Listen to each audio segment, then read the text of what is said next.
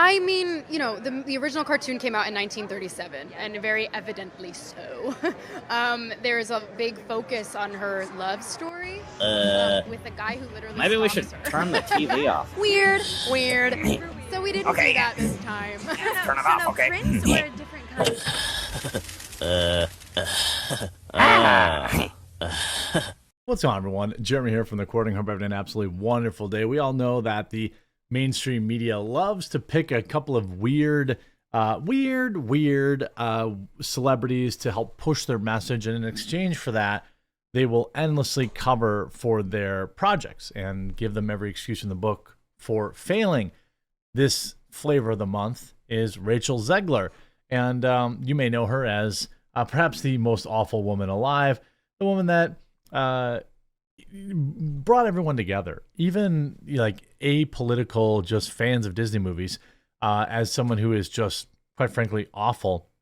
And now her new movie, Hunger Games, is out, and the media is already working overtime to try and spin this into some wild success, even though the movie, well, I think by all measure has been an absolute failure. In fact, TMZ even lied about the box office numbers, pretending that it made its budget back up in week one, when in fact the numbers were 50% less than that. Let's get into the story.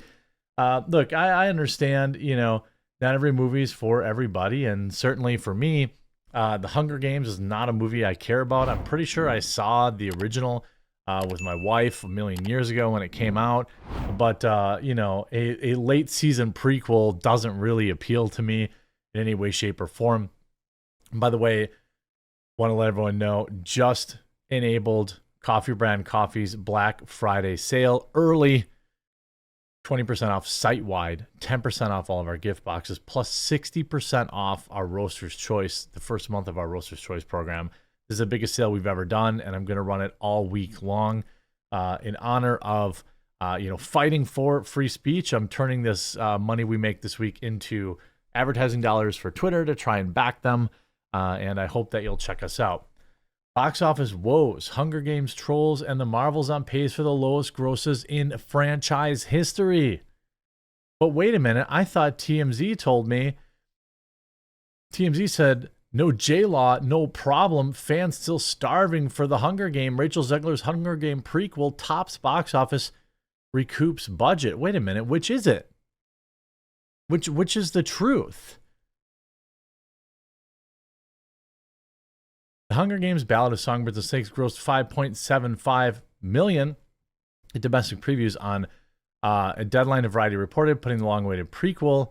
Well, actually, we can go to a more updated. Box office Hunger Games prequel opens to subdued $44 million. The Marvels suffers historic drop. Lionsgate prequel The Hunger Games, The Ballad of Songbirds and Snakes opened to $44 million at the domestic box office, easily enough to win the weekend, but coming in behind expectations. The event pick has plenty of time to make up ground over the Thanksgiving week, one of the most lucrative corridors of the year at the box office. Yeah, I mean, well, people are bored, everything's closed, so, you go do something. Heading into the frame, tracking suggested the movie would devour at least $50 million in ticket sales as Lionsgate goes about the difficult task of trying to create a spin-off franchise. The studio remained hopeful on Saturday morning that the pick would come in on the higher end of $45 million to $50 million range, but traffic slipped more than expected on Saturday and Sunday. The Ballad of Songbirds and Snakes opens 8 years after the original, blah, blah, blah, blah, blah. I mean, people just aren't going to the movies. I mean, the fact that the Marvels only made $10 million the entire weekend, $10 million for the entire weekend is mind-blowing to me. Hunger Games prequel leads box office with $45 million as Marvel's plummets 79%. They're going to lose $200 million plus on the Marvels movie. Part of the release, the prequel to hit the Hunger Games series was projected for an opening around $50 million, with reported production budget around $100 million. That's actually low by today's standards. I do think this movie will probably break even or maybe even make a little bit of money.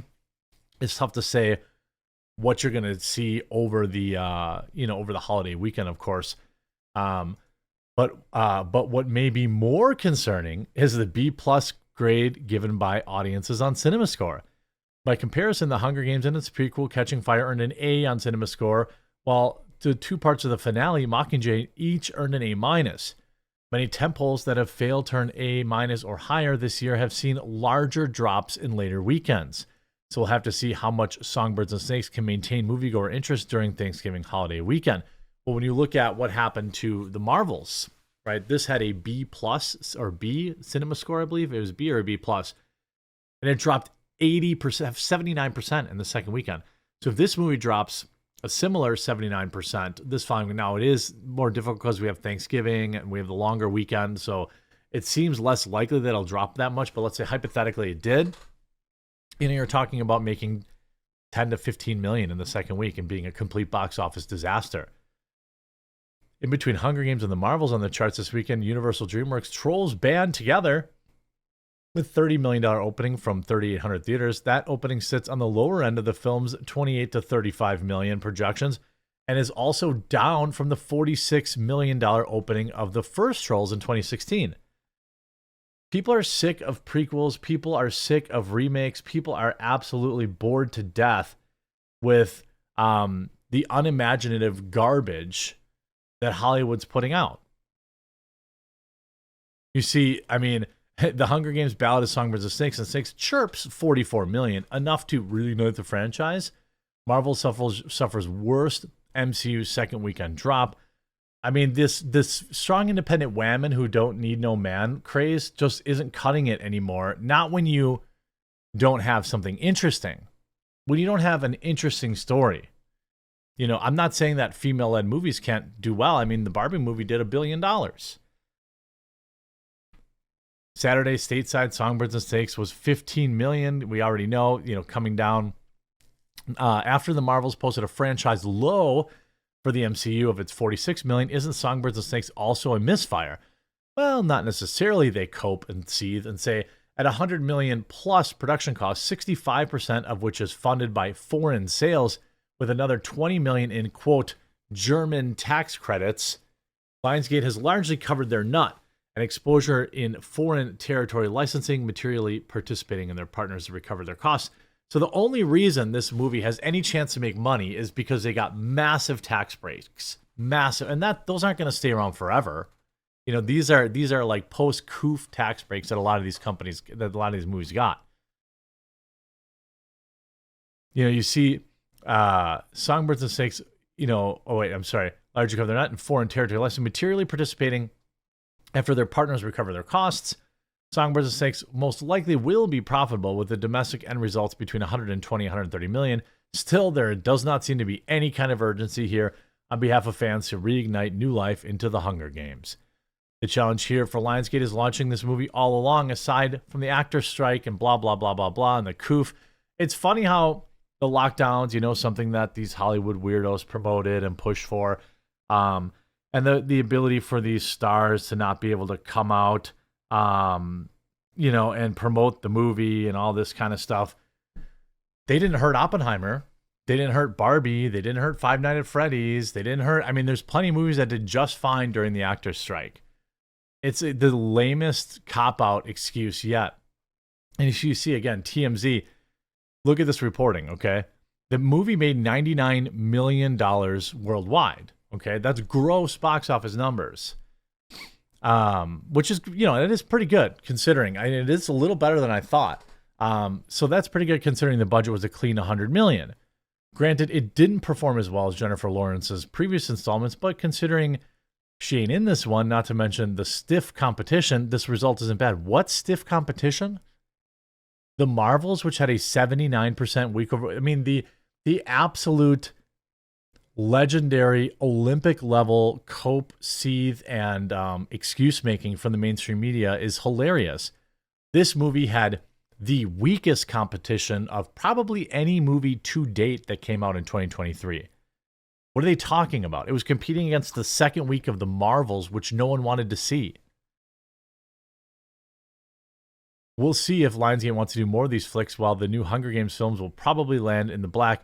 Long haul, it remains to be seen if there's enough interest in the franchise at this point to warrant another entry or two. Well, certainly not. People don't write like Rachel Zegler. People are more interested in being drawn to new franchises, new interesting things, not people that hate them. Now you see the audience score at a 91% was extremely high, but only 500 reviews. These are probably 500 people that saw the movie for free. If you look at the 176 reviews from top critics, the movie's at a 55% rotten. I mean, there's absolutely no reason to see this movie. There's nothing interesting about it. We've all seen The Hunger Games before. There's nothing new and interesting in here unless you want to go support Rachel Zegler, somebody whose gigantic eyebrows hates you and think they're better than you. I guess if you're like some sort of diehard Hunger Games fan who read all the books, there's that. I don't know how the book sells, how the books sell nowadays. Look at, oh, nobody's smiling. Look, I'm so angry. Everyone else is, well, I guess this guy's not really smiling, but, oh gosh, I'm on the red carpet. It's just so terrible. I'm not going to smile for the camera. I mean, this is the Hunger Games. This is Rachel Zegler. This is the new crop of quote unquote Hollywood stars, and people just aren't interested in seeing them in the movie theater. I wonder why that must be. That remains to be seen if they cope and see their way into trying to pretend this is a success. But terrible cinema score from audiences means it's probably going to drop pretty significantly next week. The only reason this movie is going to cover its cost is because of the enormous tax breaks that they got from the German government. And that's not something they can count on going forward. So enjoy floundering around Rachel Zegler, yet another franchise destroyed by the most unlikable woman on the planet. I hope you enjoyed this video. If you did, make sure you leave a like on it, and we'll talk to you again real soon.